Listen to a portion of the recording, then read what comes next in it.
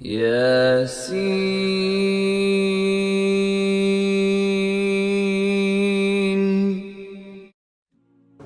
So the Quran has left no loopholes, and the Quran also has not given the chance to someone or for someone to say, continue oppressing him because he will continue forgiving, no problem.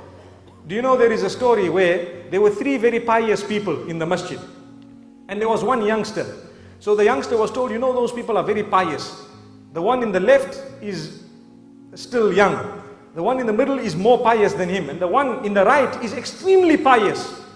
So he said, how can I know the difference between he who is pious and he who is not pious? So the youngster was told, well, they concentrate a lot. So he said, all right, let me see. He went to the first one, Salamu alaikum. No response. He was involved, this man was involved in his dhikr and recitation of the Quran, no response. So this youngster decided to give him one clap on his face. So the poor pious person got one clap on his face, and as though nothing had happened, he continued reciting.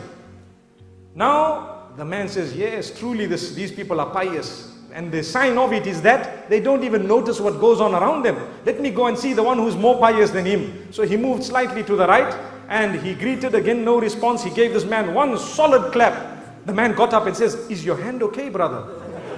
Is your hand okay, brother?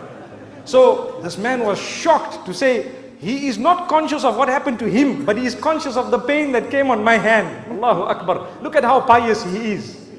So now this is obviously teaching people how to forgive, isn't it? They didn't even discuss that it was a sin. So now this youngster is thinking to himself, whoa, that man on the right must be the most pious. Let's see what he does. He went, he greeted him, again no response. He gave him one solid clap. That man got up and gave the youngster two claps. So the youngster says, but I thought you were the most pious. He says, someone somewhere needs to stop you clapping people.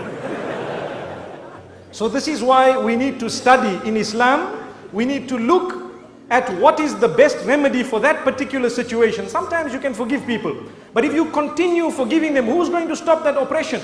This is why the hadith says that if you do not stop an oppressor from oppressing others, then chaos will overtake the whole community, and then you will make dua to Allah subhanahu wa ta'ala and He won't respond, because you will be collectively guilty of having allowed an oppressor to keep on oppressing or keeping on oppressing the rest of the people. So it's important that we balance it as we have been taught. May Allah subhanahu wa ta'ala grant that to us.